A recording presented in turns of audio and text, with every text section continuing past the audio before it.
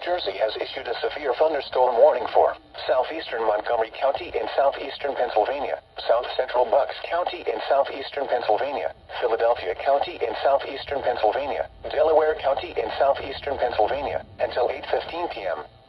At 7:34 p.m., a severe thunderstorm was located over Nether Providence Township, or 13 miles east of Westchester, moving northeast at 25 miles per hour. Hazard, 60 miles per hour wind gusts and quarter-size hail. Source, radar indicated. Impact, minor damage to vehicles is possible. Wind damage to roofs, siding, trees, and power lines is possible. Locations impacted include Cornwells Heights, Eddington, Wisconsin, Abington, Trainer, Eddystone, Village Green, Green Ridge, Maple Glen, Bryn Mawr, Prospect Park, Gray Dyville, Penwyn, Jenkintown, Brumel, Chester, Chester Township, Rutledge, Drexel Hill, Sharon Hill, Willow Grove, and Horsham. This includes the following highways: Pennsylvania Turnpike between mile markers 333 and 351.